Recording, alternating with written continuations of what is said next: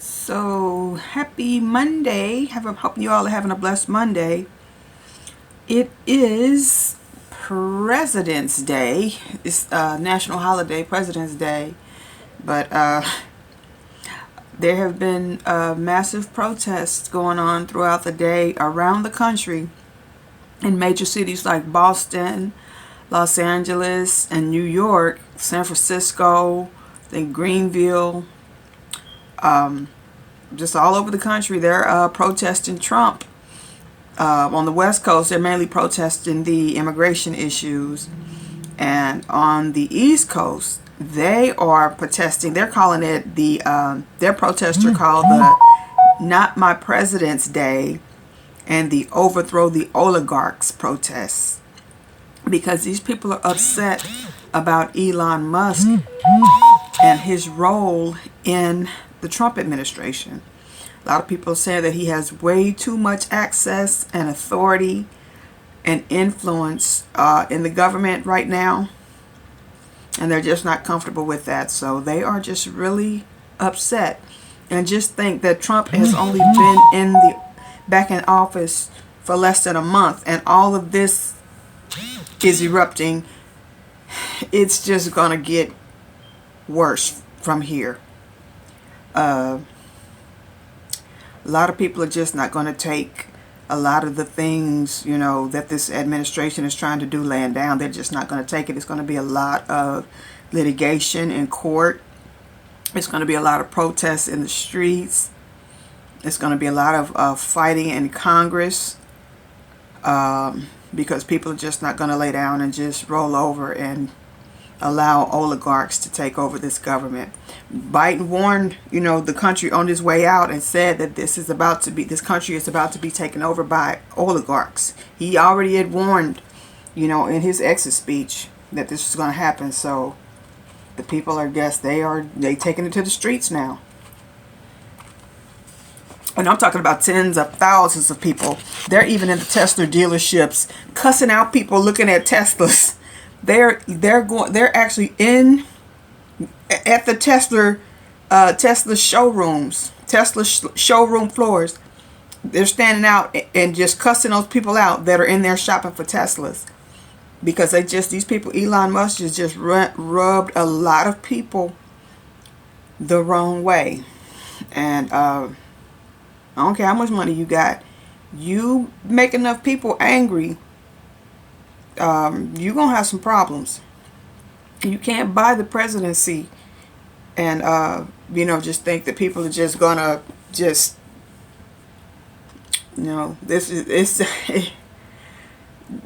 is only the beginning. It's gonna get worse, trust me. This is the calm before the storm. This is a powder keg, and we just have to just stay prayed up. And then these people I was talking about, he's not my president. If you are in America, if you live in America, he is your president. And as if you're a Christian and you believe in the Bible and you obey the Bible and God's word, then you respect the fact that Trump has been elected president and he is the current president of the United States, and you have to respect that. So yes, he is your president, whether you like it or not, or whether you voted for him or not. He is your president if you are an American citizen. Point blank, period. But yes, I do agree with him about the whole thing with Elon Musk. I think what's going to happen, this can go either two ways. Trump is either going to have to rein in Elon Musk and tell him to kind of cool his jets and calm down, sit down somewhere, or they're going to try to push Trump out of the way. It could go either way, because I just don't. And that little boy that was talking like that to Trump, I understand he's only 4 years old, but I don't like that. It's the president of the United States, and you got your kid sit in the Oval Office sassing and disrespecting the president of the United. That did not sit well with me at all. I don't like bad kids anyway. I don't like bad, disrespectful kids. I don't care what age they are. And I just thought that that was so disrespectful what that little boy was saying to Donald Trump, because he is the president of the United States, and people do need to respect his office, respect his authority, respect his role, you know. And that little boy, Elon Musk, was out of line with that little boy disrespecting the president like that. That just did not look good. It did not sit right with me at all. Because in the black household, he had a black mother, and he was sitting up there disrespecting the president like that in front of the world. They would have took him right out of that Oval Office and gave him a good little whooping. But anyway, yeah, Trump's gonna have to he's gonna have to figure out how he's gonna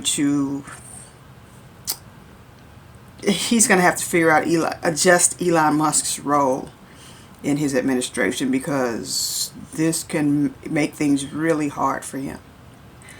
Other than that, can y'all believe that there has been 2 more plane accidents since I posted a video on here in the past day?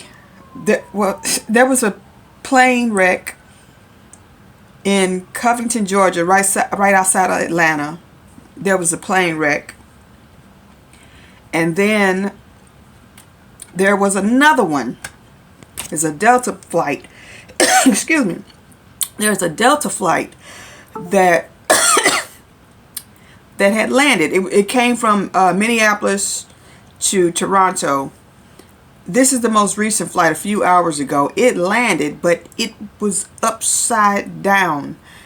I guess because the weather was bad, you know, it was ice. It was the tarmac, or the runway was really snowy and bad, and that airplane flipped over upside down when it landed in Toronto. So they're saying that 9 people were on board. All of them were injured. So far, I don't think they're reporting any casualties yet. Hopefully they don't. Last I checked, let me see what CNN is saying. Last I checked, I don't think it was any casualties, but they said that there were 8 people injured. 1 was critically injured. Yep, plane crashes, flips upside down at Canada Airport. This is the second one. Oh, wow. Now they're saying 18 people injured in Toronto crash landing. I thought they just said 8. Oh, my goodness. This is 18 people? It was a Delta plane. Let's see what this is saying. At Toronto's Pearson Airport. It says about 4:15 p.m. local Toronto time.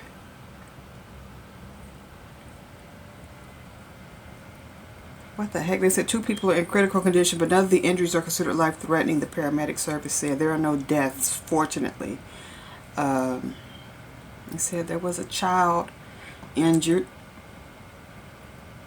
I guess that it was so slick that I don't know, it flipped some kind of way. It was a crash landing. Them people are very blessed to be here. So at least 18 Delta Airline passengers were injured and transported to hospitals after the crash landed in Toronto, Delta Airlines said in a statement. So they're canceling flights to and from Toronto Pearson for the rest of the evening. What the heck happened? What we know so far.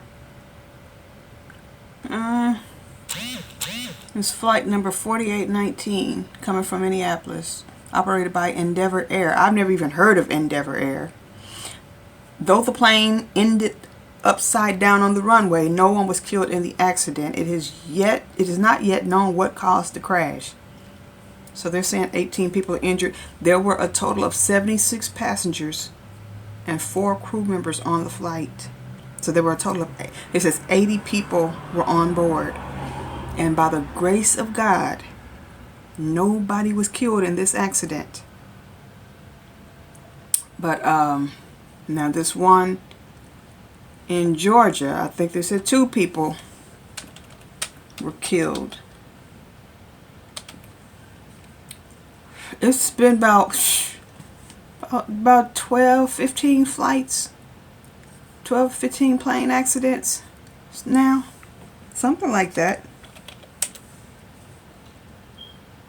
This is surreal with all these planes happening all over the world too. These planes are just falling out the sky and having these freak accidents and landing issues. And let's see, Covington plane crash. And that's a separate. Yep, officials identified 2 killed in plane crash near Covington Airport. And this was a small plane, and it crashed shortly after takeoff. So that was looked like a private plane. Janet Hardy, age 59, and James Hardy, 62, were killed after a small plane crash shortly after takeoff Saturday night in Newton County. Police responded to the Covington Municipal Airport at approximately 11:20 p.m. after receiving a call from the FAA that a single-engine plane had taken off about 20 minutes earlier. So these are 2 individuals. It's probably their own private airplane, and they went flying at night. And ended up losing their lives somehow. I don't know what they said, because these little private aircraft don't have black boxes. They can't tell what happened. Yeah, so until they found the plane in the woods north of the runway. So yeah, this is like a husband and wife, ages 59 and 62.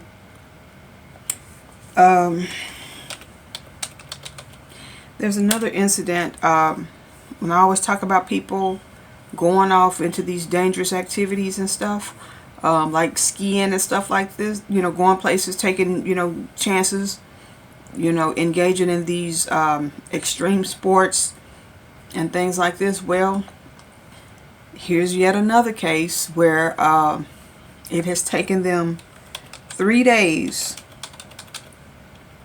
to find this person in Vail, Colorado, who's went missing. And they said this is on day 3 that they're trying to locate this individual. And as of today, they are still trying to find him. They don't know where he is.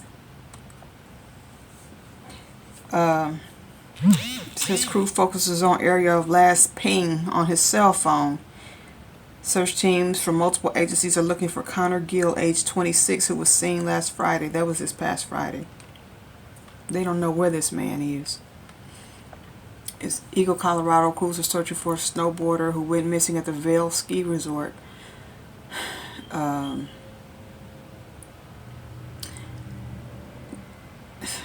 Search teams from multiple agencies are looking for Connor Gill, 26, of Denver. Gill's ski pass was scanned Friday morning at Lift 2, the Avanti Express. So he was on a ski trip in Vail, Colorado with some friends. Ain't no telling where he is. He's probably buried in some snow somewhere. That's what I'm thinking. That's what my guess is. Gill told the friend he was with. Oh, come on, stupid computer. Let me go back. Gill told the friends he was with that he was going where? He was going. Hold on. No, that's about the plane crash. But anyway, they haven't been able. It's been 3 days. They have not been able to find this young man, 26 years old. They don't know where he is. Usually they say after Hopefully he's still alive somewhere. He might have on the right gear in order to be out in those elements. Snowboarder missing veil. And they're trying to, ping his, see where his cell phone last pinged.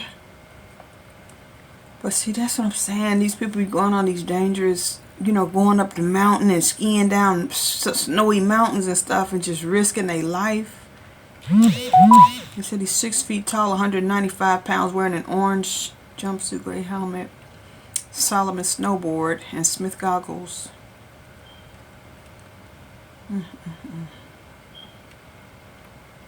So he was reported missing to Vail Ski Patrol around 3:15 p.m. by a friend on Friday.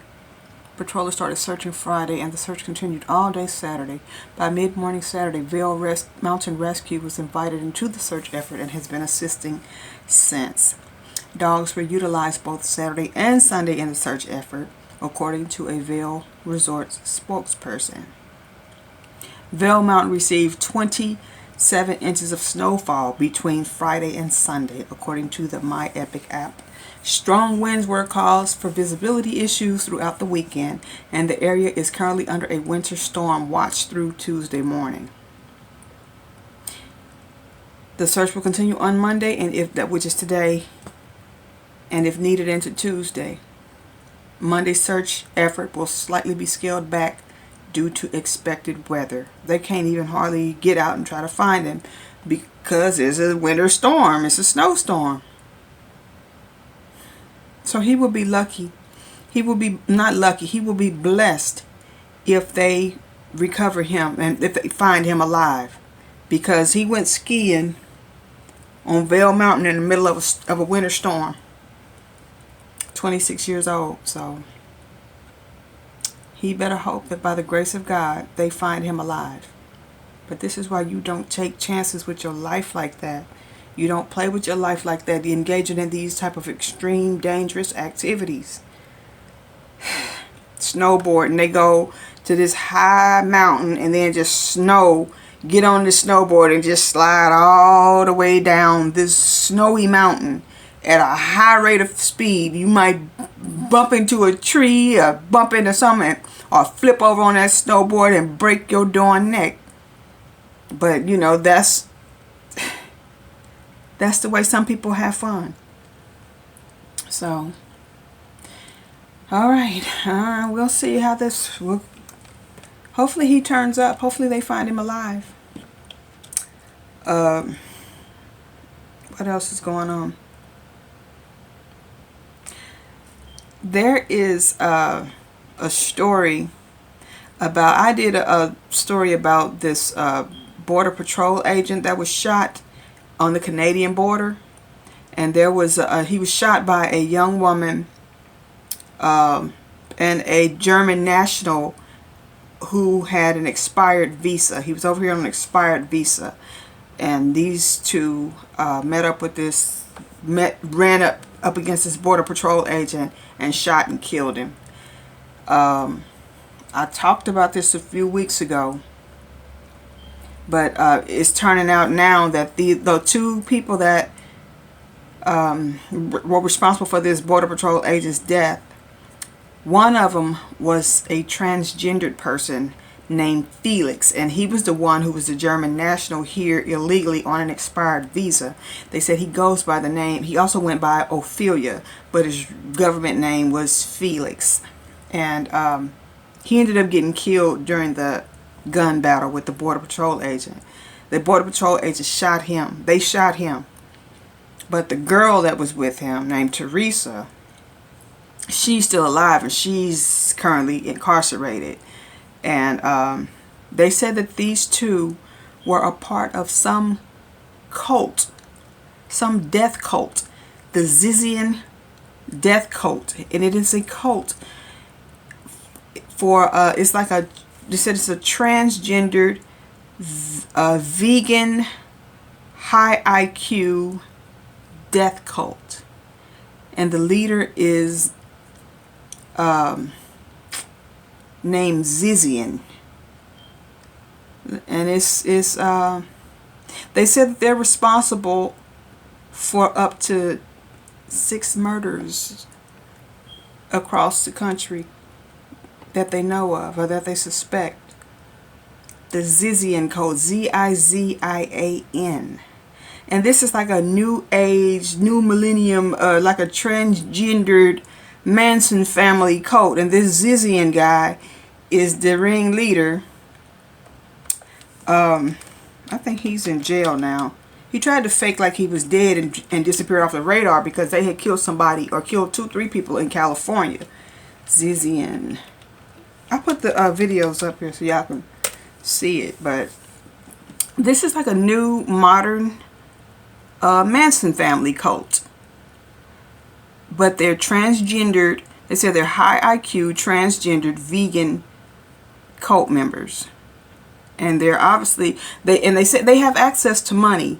They come from, it seems like they come from privileged backgrounds because they have enough money to where they were trying to establish a compound, kind of like a militia compound, or like, you know how the Branch Davidians had a compound out in Waco. Well, these Zizians were trying to buy property up in by the Canadian border and like upstate New York and Vermont.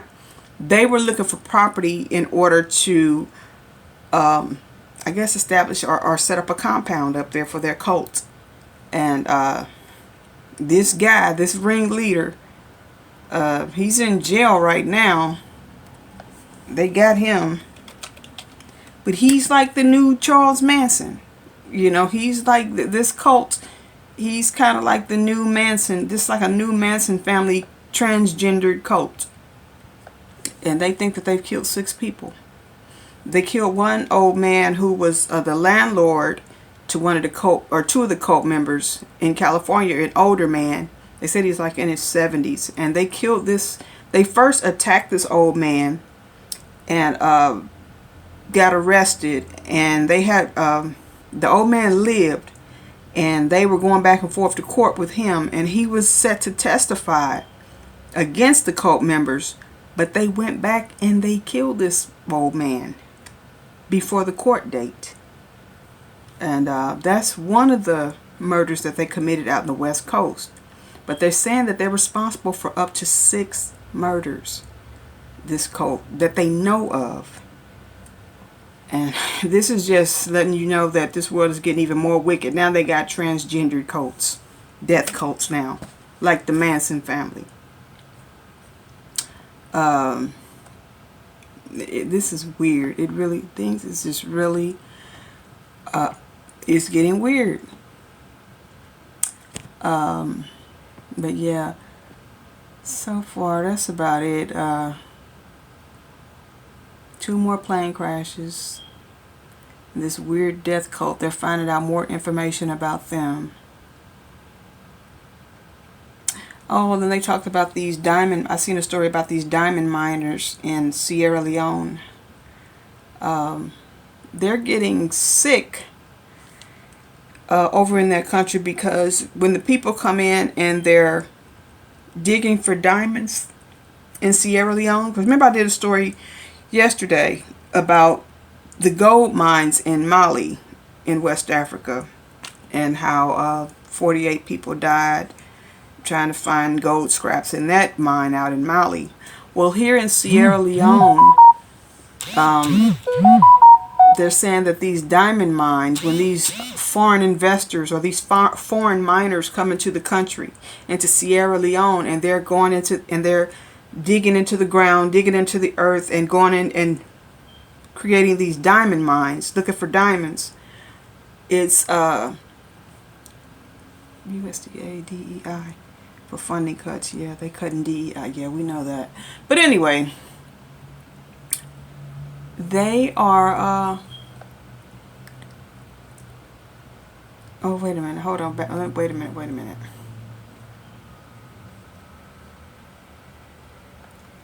Okay, so they, hold on. Let me back up. Let me go back to this Zizian death cult. So they've arrested the leader. Bay Area Zizian's death cult leader arrested after months on the run. See, he tried to pretend like he was dead. He faked dead. I mean, they had the obituary and everything for this guy. And he just went off the grid trying to play dead. Jack Ziz Lasota, Lasota, the leader of the Zizian cult.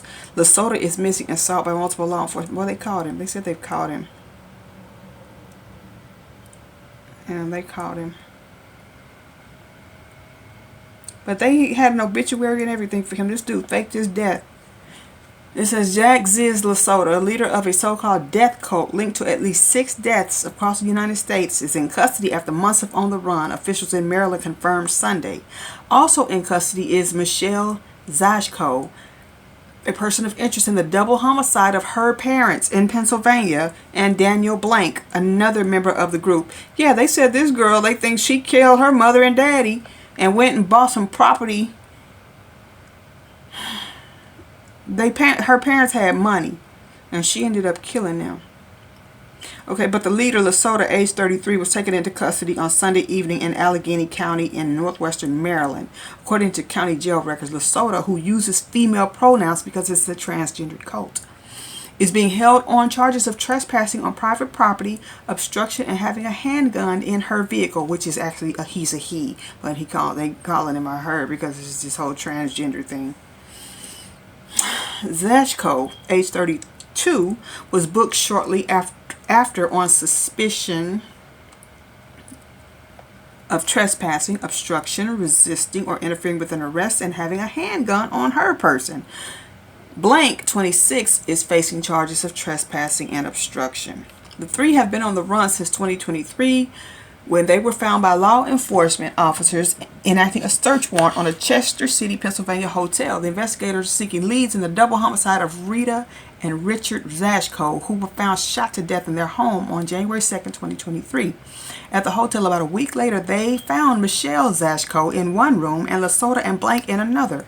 Ziz was charged with obstruction of justice and disorderly conduct and eventually released on bail after 5 months in jail. The trio has been missing ever since. I thought they catch him or what? See, this girl's family had a beautiful home. She come from money. And they said they think she killed, or this cult, her and this cult killed her parents. It says Ziz is the apparent leader of a fringe group of radical Bay Area pseudo-intellectuals known as the Zizians. Around a dozen individuals appear to have in-person links to Ziz, some of whom work at NASA. These are very high IQ. Ain't that that's the term that Trump and Elon must be using. Around a dozen individuals appear to have in-person links to Ziz, some whom have worked at NASA and Google before the arrest began. Like I told y'all, these are people, highly intelligent, privileged people who come from money. They come from Ivy League educated backgrounds. They come from money. But they're transgendered and vegans. Many of them advocate for veganism and identify as transgender. Investigators across the country are piecing together connections between the deaths of the Zashkos, a deadly shootout in Vermont, that's the Border Patrol agent, and 2 brutal knife attacks on a landlord in Vallejo, that was the old man. 4 other people who are allegedly Zizian cult members are also in custody facing homicide charges despite multiple escape attempts. These are highly intelligent cult members. Surprisingly, Ziz, Zashko, and Blank were not taken into custody in connection with the now infamous crimes that they are suspected of participating in. The director of operations at the Allegheny County Detention Center told VT Digger that the arrests were prompted by the trespassing allegations, and only later did police learn that they are suspected in the cult-linked crime spree. 4 other members of the Zizians are currently in police custody. In Solano County, Alexander Leatham, Suridio, and Maximilian Snyder are awaiting trial in connection with 2 separate attacks, one fatal, that's the landlord, on the Vallejo landlord Curtis Lynn. He was the elderly gentleman. Across the country, Snyder's romantic partner, Teresa Youngblood, she's the girl who shot the Border Patrol agent, is incarcerated in Vermont after a shootout near the Canadian border, killing Border Patrol agent David Mallet. In court records filed in Maryland, Ziz's last known address was listed on the 1300 block of Alcatraz Avenue in Berkeley. See, these are techies, smart kids. Although it's not clear where Ziz last lived, Blank's last known address is on the 100,000 block, or is it the 10,000 block of Rockingham Drive in Sacramento, an industrial area near Mather Airport. Zashko's address is listed as unknown. It's not clear what drew the Zizians to northern Maryland. Allegheny County has a population of just under 70,000 and builds itself on its expansive nature trails, mountains, and scenic beauty. What it was is they were trying to go up in the woods. It says Lesota, Blank, and Zashko are due for their first court appearance on Tuesday. A request for more information from Maryland State Police was not returned for publication. What they were trying to do is go up in the woods up there in over there by Canada, upstate New York and Vermont, and they were trying to buy property in order to build a compound for their cult. But they were in California and looked like they had tech backgrounds, because they talking about they worked for NASA and Google, and that girl's parents had a big beautiful house, and they've obviously killed her parents. But this is like a new millennium Manson family full of transgenders. But they in a world of trouble because they didn't kill the Border Patrol agent. So this is federal now because they're going cross country with their crime spree. See, they in trouble. And one was a German national. The one, Felix, the trans German national on the expired visa that got killed up there in the shootout with the Border Patrol agents. They are in a world of trouble. But I could put the videos up there. I put like 2 or 3 videos up there because they're just finding out more information about these kids. Well, they're in their 30s. They're not kids really, but they're fairly young people, and they're finding out more information as they're connecting all of their crimes, and just kind of getting a story of how this group came to be, because they said they've been around since 2019, and they managed to be under the radar up until now. Because like I said, this guy Zizian Lesota, the leader, age 33, he faked his own death and was, he was off the grid for a few years, and they just caught him this month. It was 2025. They just caught him, so we'll see. But this is really insane. But I put the story up there so y'all can see. And like I said, hopefully they find this young man, this snowboarder, this 26 years old that's been gone missing. I think they said that the floods in Kentucky, I think the death toll has risen to 11 now, I think. I think they said it's 11 people. Yep, death toll reaches 11 in Kentucky flooding. Yeah. This is sad. Yep, 11. Alright, y'all. So, no, it says 12 now. Oh my God, 4 hours ago, 12. CNN then raise it again. Every hour it seems like it's going up.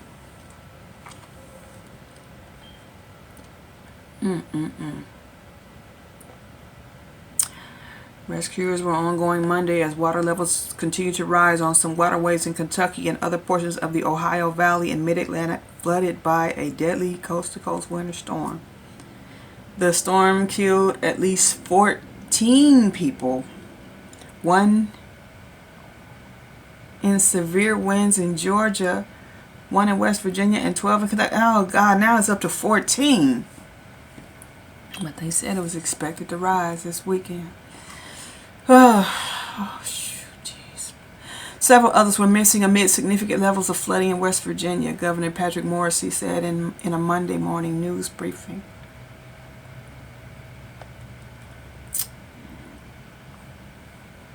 More than a month's worth of rain deluged much of Kentucky in less than 24 hours and set the deadly flooding into motion.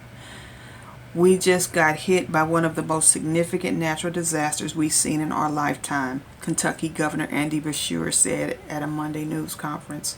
Even though the rain had long since stopped, the situation was still active Monday with waterways swollen. Beshear cautioned. There are individuals out there that still need help, that are still, I wonder if those people in that one town still trapped, there are individuals out there that still need help, that are still getting in contact with us. No, I remember they said that there were people in Rives, Texas, or Tennessee, I'm sorry, Rives, Tennessee, that they were trapped because the levee broke on the river near their town. And I wondered if they were able to get those people out. Rives, Tennessee.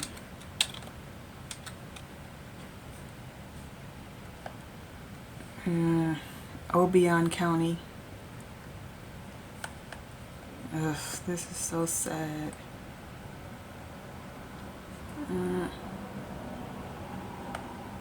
See what's happening in the past 24 hours. More than half the homes affected by rising waters. The whole town is submerged pretty much.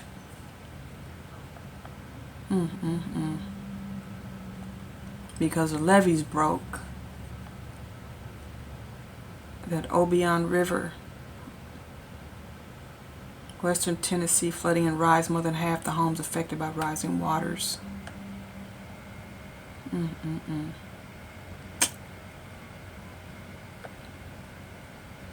So, submerged vehicles, flooded homes with impassable roads riddled the small town of Rives, Tennessee in the aftermath of unprecedented flooding following a levee break. So they're undergoing mandatory evacuations. So it just has under 250 residents in West Tennessee. It's just a little small town, but still. It says they're turning away people trying to enter into the town because they're probably trying to check on their family members and their loved ones to see, you know, if they trapped in the water or whatever. And they're not letting them come through. Oh. So yeah, they're trying to get them out though. They still undergoing evacuations there. The city of Rives Mayor Lester Burns estimated that of the approximately 105 homes in the town, 60% have severe water damage. One of those homes belonged to Tressa Summer, who never imagined when she bought her home in Rives a year ago that she would one day be evacuated via a rescue boat. You just never know. Life is just so unpredictable. And just people having their lives upended by these natural disasters lately. It's a seeking shelter at the Woodland Mills Civic Center with her sister and young nephew, both of whom lived with her in the Rives home. Summer Monday recalled the terrifying moments leading up to her rescue. Leaving with nothing but the clothes on their backs, he described the situation as traumatic. I can imagine it is. I'm telling y'all, I did a lot of these missions with the Red Cross, and that is very heartbreaking to see people go through this to where they lose everything in a matter of minutes with these storms and these floods and these hurricanes and stuff. I done been on a lot. I done been around the country just going to wildfires, hurricanes, floods. And it's devastating. You know, people who've been in their houses 30 or 40 years, whole lives are just whole families, whole lives just upended. People 80, 90 years old and stuff just lose everything, and they don't know what they're going to do because the Red Cross only give you about 2-3 days to put you up in a hotel. Or, you know, sometimes the Red Cross will have a shelter open for about a week or two and then they close down. Then what? Those people got to, you know, rebuild their lives all over again because they have lost everything. And that just taught me, man, to just don't cling to material things because you can lose that stuff in a matter of seconds, minutes. One natural disaster, one illness, one fire, one anything, and it's gone. And it is devastating, and it's heartbreaking to see people, to be up front and witness, be an eyewitness, to see people go through that. That is heartbreaking to see that. So imagine you are the person, you know, going through that. You know, I've been there before. I've been there, and I know how that feels. And it's not a fun feeling. I wouldn't wish that on anybody. But these people's lives have been pretty much upended with these natural disasters. But all right, this has been going on for 40 minutes, so I'm gonna go ahead and post the stories up here about this cult too, because I'm wondering, do they have other members throughout the country with this cult?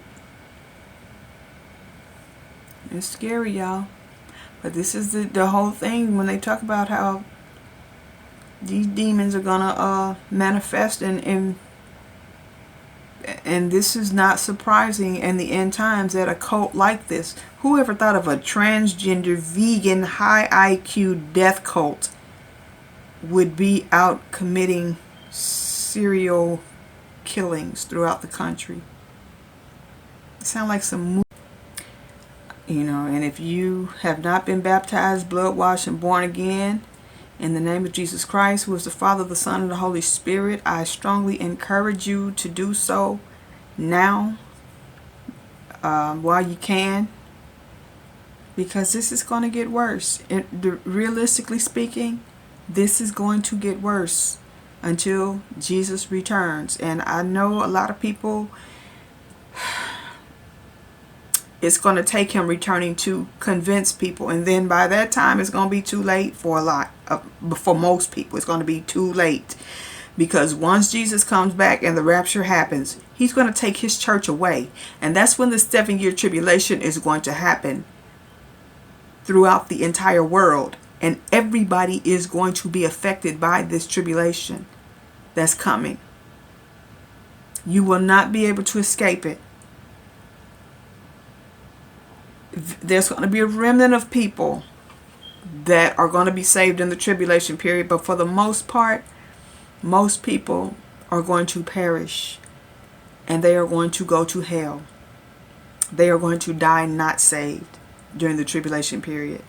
But there will be a small remnant of people who will be saved. Some will be martyred. The ones who get saved, some of them will be killed because of their faith. And then there will be a small few remnant of people who will live through the tribulation. That's what that's who we call the tribulation saints, who will live through the tribulation. But they will have suffered so much persecution and trauma that, you know, if you get saved, you won't have to live through it. You can avoid it if you get saved now. But I've made videos after videos talking about that. I'm not going to get into it. But like I said, if you have not been blood washed, born again, and baptized in the name of Jesus Christ, the Father, the Son, the Holy Spirit, prayed and asked the Lord, you know, repent of your sins, pray and ask the Lord for forgiveness, and ask him to just come into your heart and change your life, I encourage you to do so now. Because the devil has lied to so many people and said that they can't be saved, they can't be forgiven. And that is the biggest lie from the pits of hell. God hears the prayers of a sincere sinner. And all it takes is that you repent, confess your sins to the Lord, ask him for forgiveness, ask him to just come into your heart, change your mind, your body, your soul, your thinking, your behavior, just, you know, and save you. Save your soul, and he will do it. He will do it. And I just strongly encourage that if you have not been saved, that you get saved now. Make the decision to get saved now. And if you got loved ones who are not saved, pray and ask the Lord, to save them too. That's the only thing that I can keep doing. We make these videos and we tell people, and then some people are just not Some people they're just not going to believe until it's too late. But the time is getting near, and as things like this unfold and all this wickedness increase in this world and all these natural disasters increase day by day, it's just moving us closer to the time. So, all right, y'all, I'm not going to keep on going. I'm just going to cut it off right here. I'm going to upload the videos on YouTube so you can watch the news clips for yourself. But other than that, just be safe out there. And Lord willing, God granted, I will be back with another video. But until then, just be blessed and stay safe. Peace. Local news that matters on ABC 22 News. Tonight's big story includes new details about the two people tied to the shooting death of a Border Patrol agent in Vermont. The two people who were pulled over that day, January 20th, Teresa Youngblood and Felix Bachholdt, may have ties to a group that people are describing as a dangerous cult, and some fear a footprint may already exist. ABC 22's Matt Holderman has been investigating this new development for us, and he joins us tonight live in the newsroom. Matt? That's right, Lauren. Yeah, well, there is a lot to unpack here. First, I spoke with a woman named Jessica Taylor who knew Felix Bachholdt and says Felix actually went by the name Ophelia. She says Bachholdt may have been a member of a group that some have described to be highly intelligent, transgender, vegan individuals known as the Zizians, and many of the group's alleged members are facing charges in connection to other killings across the country. So I'd say we were pretty close during the year 2022. Jessica Taylor describes her old friend Felix Ophelia Bachholdt as a thoughtful, intelligent person who had strong interests in things like mathematics, technology, and ethical veganism. The last time she spoke with Bachholdt was in 2023, not long before she thinks Bachholdt may have joined a group with potentially alarming backstories and possible connections to killings in California, Pennsylvania, and now Vermont. Ophelia had some secret phone calls during summer 2023, and then later on, later in the year, she kind of dropped off the radar and cut off contact with everyone. To paint the picture of how that shooting might have ties to others, you have to go back to at least New Year's Day 2022, when a couple named Richard and Rita Zashko were found dead in their Pennsylvania home, a case that is still largely unsolved. Authorities say their daughter Michelle Zashko is a prime suspect, and she not only owns property in Coventry, but according to reporting by the Associated Press, Pennsylvania State Police say she also purchased the guns that were in Bachholdt and Youngblood's possession. Furthermore, Youngblood filed for a marriage license last November with a person named Maximilian Snyder, who is being charged in the death of an 82-year-old California landlord that happened just 3 days before the Border Patrol shooting. Taylor says this complicated web appears to lead back to one person, Jack Ziz Lasota, who was arrested in connection to the Pennsylvania killings,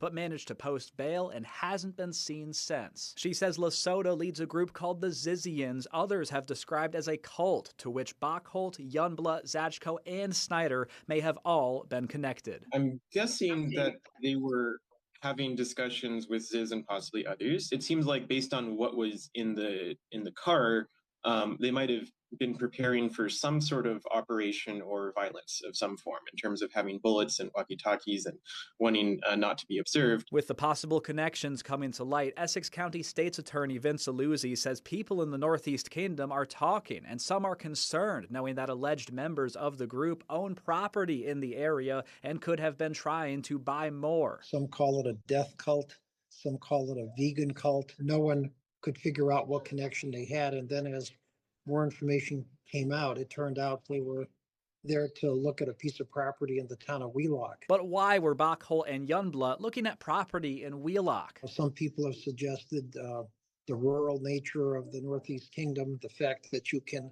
buy weapons without as many restrictions as in other states. So the fear was that they were attempting to establish a base of operation or a greater foothold in the Northeast Kingdom, which somewhat freaked people out. Adding to people's fears, Aluzzi says he knows someone who went to the property owned by Zajko in Coventry just days after the Border Patrol shooting. Someone did go to the residence, and they were met by someone at that cabin who was wearing a sword-type weapon, and the visitor was told to leave. It's a scary feeling.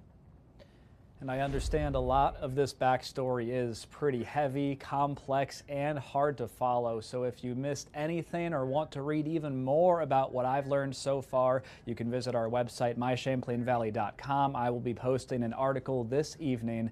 And if you tune in here again tomorrow night, I will take a deeper dive into the history of the Zizians with other investigative reporters from around the country who have been following them and reporting on them for a while now. I'll have that story 24 hours from now right here on ABC 22 News at 6. Live in the newsroom, Matt Holderman. Back to you, Lauren. Local news that matters on ABC 22 News. In tonight's big story, the history of the group known as the Zizians that some have described as a possible cult, and just how Vermont becomes part of this intricate web. We told you last night 2 people involved in the shooting death of a Border Patrol agent, David Mayland, could have ties to the group. But the questions, how did the group start and how did they get here? ABC 22's Matt Holderman spoke with investigative reporters around the country to try and answer some of those questions for us. He is now live in the newsroom.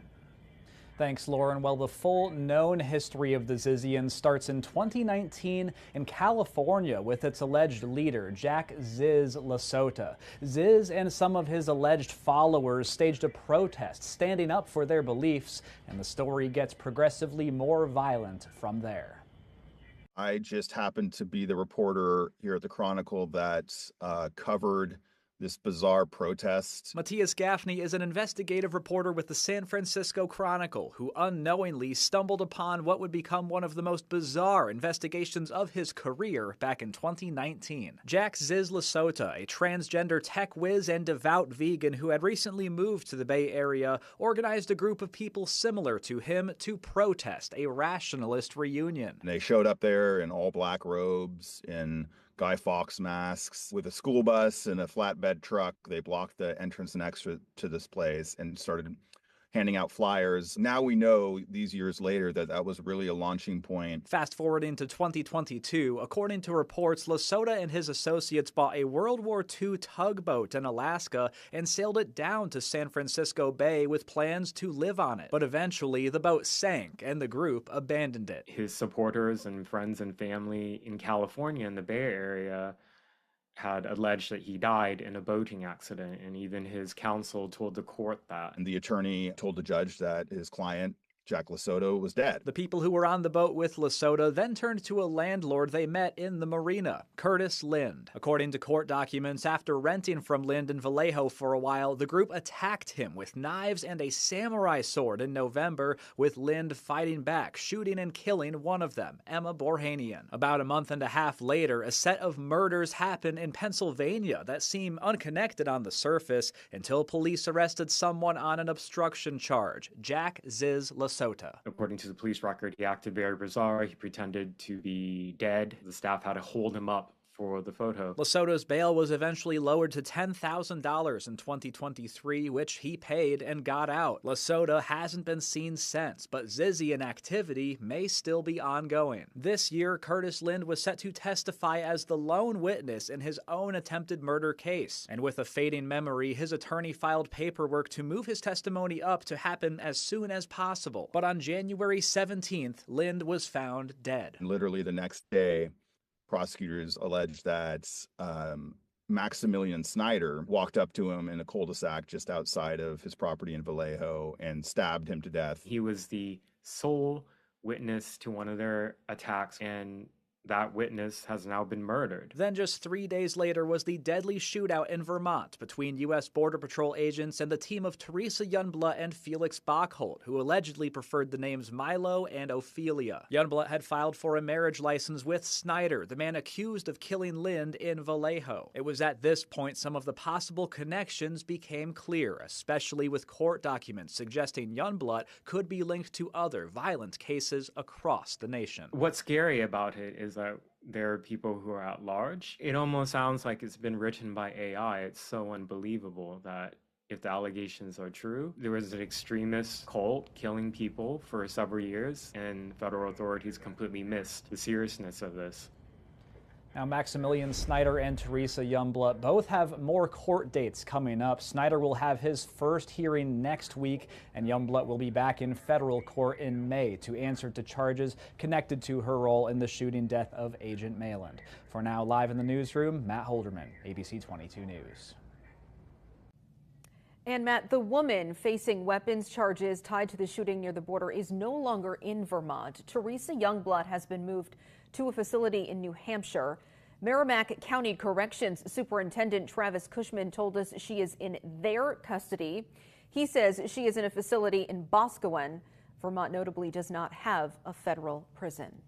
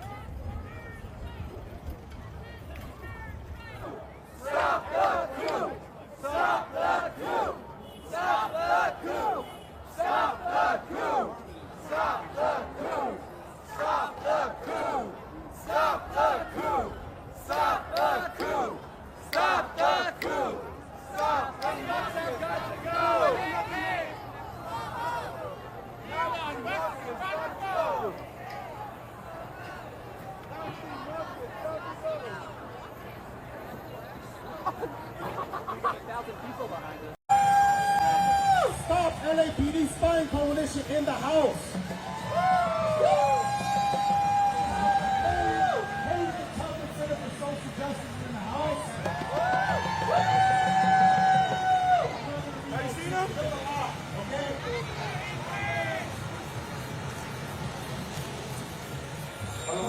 Follow us on Instagram at Community Self-Defense Coalition. All right, it's a brand new Instagram. There's not a lot on it yet. But follow it. You'll hit after today's material on it. So síganos en Instagram, en las redes sociales para ver más información. All right?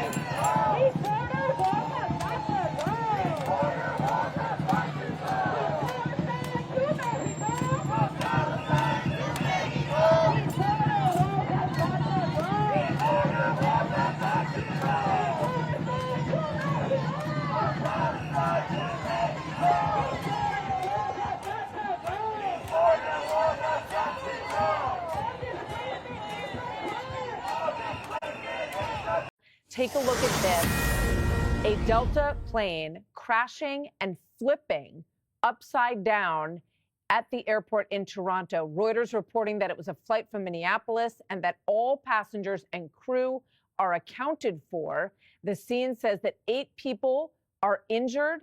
Look at this plane. It is literally upside down. There is no word on how this happened. You can see there's a lot of snow on the ground in Toronto. It happened moments ago. Senior correspondent Eric Shawn has been gathering the latest information here. Hi, Eric. Hello, Martha. It is a dramatic and shocking sight when you look at that airplane. It is a Delta flight that took off from Minneapolis MSP Airport earlier today and landed about 2:13 or so in Toronto Pearson International Airport when it suddenly flipped over on its back, ending belly up. Thankfully, as we have said, that there were no deaths. There are 8 injuries reported. Officials, paramedics on the scene say of those injuries, 1 person is in critical condition. The rest are mild to moderate injuries. So that is what we know right now. We're not aware of the conditions on the ground when this plane landed. It is a Canadair regional jet that is operated by Delta Connection and Endeavour Airlines, basically with no connection, the same type of jet that was involved in that horrible midair collision that we saw at Reagan National Airport just a few weeks ago. Of course, no connection to that, but there have been several recent mishaps of airliners over the past week or so.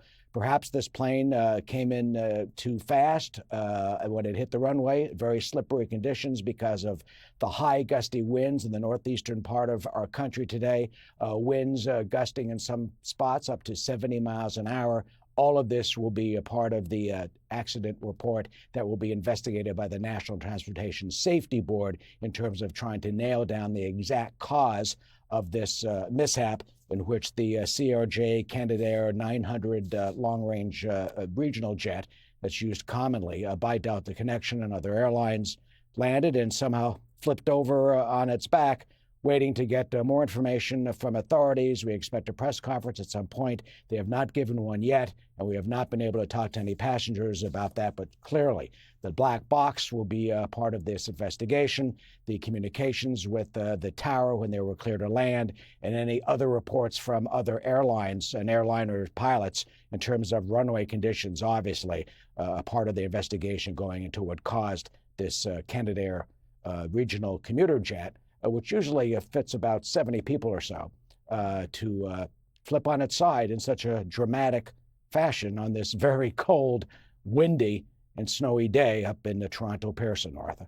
Incredible. Let's put that picture back up. It's hard to tell, Eric, if this wing snapped off when it flipped over. We don't know if it flipped over before it hit the ground, because it was 70-mile-an-hour winds, as you mentioned, which can obviously be very tricky for the pilot to put that down in those winds. Sometimes they try to fishtail it a little bit to come in a little bit side on this, sideways to land and put those wheels down. But this is an extraordinary story. And thank God we're hearing that only 8 people were injured. One of them is in critical condition. We're going to try to look at the wheels up in the air in this amazing picture. But this is why they tell you to put your seatbelt on during landing, because that is what likely ended up saving these people. This is an extraordinary situation. We're going to have more. Eric, thank you very much. I know you're going to stay on the new details here. More on this breaking story right after this.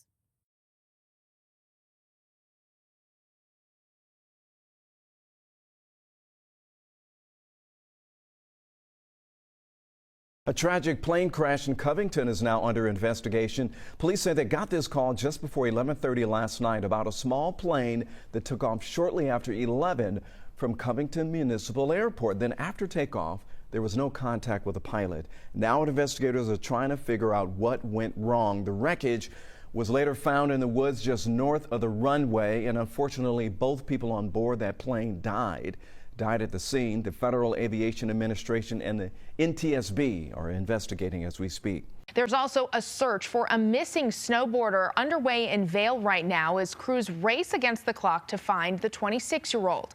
Connor Gill was last seen on Vail Mountain. Your reporter in the mountain, Spencer Wilson, is digging into the search for us tonight. And Spencer, there is a reason why we will not be hearing from officials in your piece tonight. That's right, Kelly. It's because they didn't want to do a recorded interview just in case something happens in between the time I spoke with them and this moment right now. The thing is the last information we got from them is they're still out there searching, and they're looking for anyone's help in order to get additional information that could help them. 26-year-old Connor Gill was last seen after he scanned at a lift in Vail Mountain around 8:50 a.m. Investigators believe he was headed towards the Avanti route area Friday as a massive snowstorm pelted the high country. The search for him is a combined effort between Vail Ski Patrol, the Vail Mountain Rescue Group, and the Eagle County Sheriff's Office, as well as local law enforcement. Vail Resorts deferred to the Sheriff's Office, who's leading this search, but confirmed in a statement when the search began, quote, Vail Ski Patrol was notified at approximately 3:15 p.m. on Friday, February 14th, of a guest looking for their skiing partner. The Eagle County Sheriff's Office confirmed with me that they're utilizing every tool they normally do for a missing person search, like trying to capture cell phone pings or utilize video that might have caught where Connor went, as well as drone searches so long as the weather holds out. While they also declined an interview, the Sheriff's Office released a statement saying in part, the team from Vail Mountain Rescue and Vail Ski Patrol initiated the response based on the party's last known location and knowing the area commonly rode by the missing individual. The missing individual was last seen wearing an orange ski suit that has blue accents on the top part and a gray helmet, riding on a Salomon snowboard.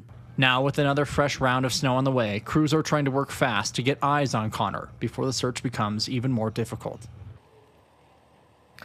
As you can see, it's still snowing out here, and as the sun goes down, that makes things a lot harder for our search and rescue crews. That's why if you have any information that might be able to help out the sheriff's office get where they need to go in this search, please give them a call. That number is going to be 970-479-2201. Live in Vail, Spencer Wilson, covering Colorado First. Certainly some difficult conditions there. Spencer, thank you. Prospecting for diamonds is a gamble, and it's back-breaking work, especially for small-scale miners in Sierra Leone. Emmanuel Kwiwa and his team could be here for weeks or even months and still end up with nothing. There are a series of dangers we face. There are a series of dangers that we face. The soil, you see, is not compact. It can loosen up. So when you're working, there's the tendency for it to collapse on you, or stones will hit you. For artisanal miners, most of the job is done by hand, with no safety gear or heavy equipment. The process is hard on both the miners and the land. After decades of mining activity, parts of this small West African nation have been reduced to wasteland. Pristine forests and swamps have been destroyed. Fishing and agriculture are no longer possible here. Food and water sources have been contaminated, making residents sick. Alaji Kalon and his community were forced to leave their village. Here too, he says, it doesn't look like they will be around for long. We don't wash or bathe with the water. Neither do we cook or drink it. The chemicals used in mining is making us sick. Our farms no longer produce much. Contamination is not the only threat. 2 weeks ago, a violent tremor shook this diamond mining town in the middle of the night, damaging homes and shops. It's not the first such incident, and residents are blaming one of the big mining companies operating nearby. We want rights. Activist Janet Bayo has been at loggerheads with mining companies in Kono for 20 years. We are constantly under fear. I won't be surprised if our homes get flooded after this incident. It happened before. Government officials say they are investigating and the sanctions will be applied. Besides making sure that the true cost of the environment is borne by the mining companies is enforcement. They were putting in place a coordination unit. Over the years, mining companies have simply packed up and gone after they are done, leaving behind a toxic legacy that continues to impact lives and livelihoods. Sierra Leone is rich in mineral resources, but in many places, they bring more pain than gain. Ahmed Idris, Al Jazeera, Kono, Sierra Leone. Make sure to subscribe to our channel to get the latest news from Al Jazeera.